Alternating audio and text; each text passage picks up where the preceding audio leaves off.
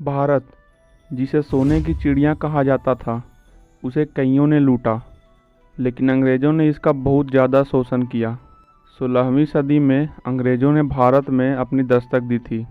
जिस समय मुग़ल शासक शाहजहां ताजमहल बनवा रहा था, उस समय अंग्रेज़ भारत में अपने पैर पसार रहे थे। भारत उस समय कई छोटी रियासतों में बटा था। इसके अलावा भारत में दो बड़ी ताकतें भी मौजूद थीं, औरंगज़ेब की मुग़लिया सल्तनत और दूसरी मराठा साम्राज्य। इन दोनों ताकतों के रहते अंग्रेज़ों का भारत पर कब्जा कर पाना नामुमकिन था। इसलिए अंग्रेज़ों ने इन दोनों रियासतों को आपस में लड़ने का इंतज़ार किया। इसके लिए अंग्रेज़ों ने कई कोशिशें भी की, लेकिन इस इंतज़ार में अंग्रेज़ों ने भारत के कई छोटे रियासतों पर अपना कब्जा जमा लिया था। लगभग 100 सालों के बाद अंग्रेज़ों की मंशा कामयाब हुई और फिर साल आया सन 1800 का। तो चलिए जानते हैं कि सन 1800 में हमारा भारत कैसा था। सन 1800 का भारत आज के भारत से काफ़ी अलग था।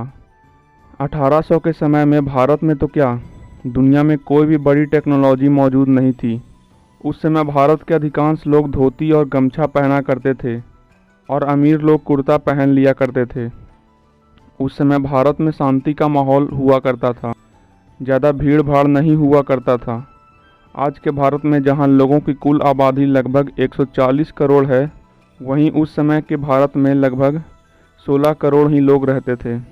उस समय का भारत यानी अखंड भारत, जो आज का भारत पाकिस्तान, बांग्लादेश, म्यांमार और अफ़गानिस्तान से मिलकर बना था।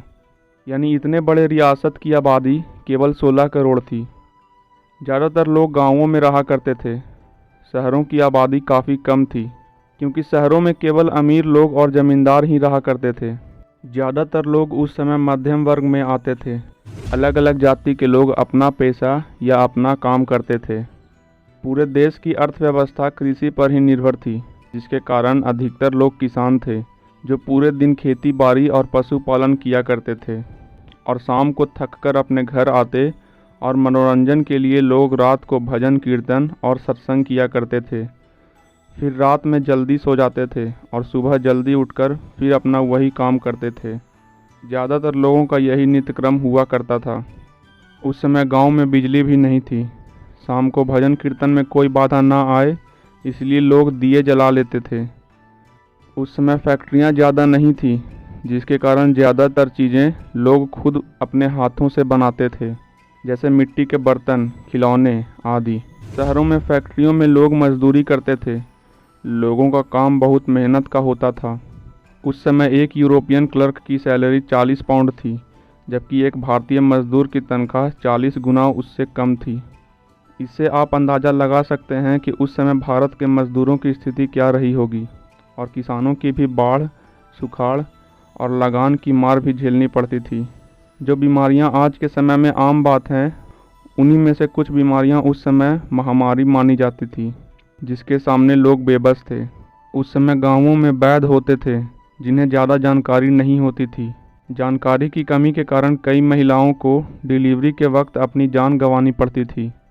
बात करें उस समय की शिक्षा व्यवस्था की, तो उस समय केवल शहर के लोग ही पढ़े लिखे थे, उसमें भी केवल 10% ही।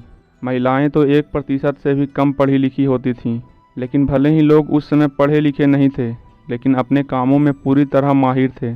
लोग उस समय पैसों से किसी चीज़ को नहीं खरीदते थे, बल्कि उस समय वस्तु विनिमय प्रणाली का प्रचलन था, जिसमें लोग सामान के बदले सामान देते थे।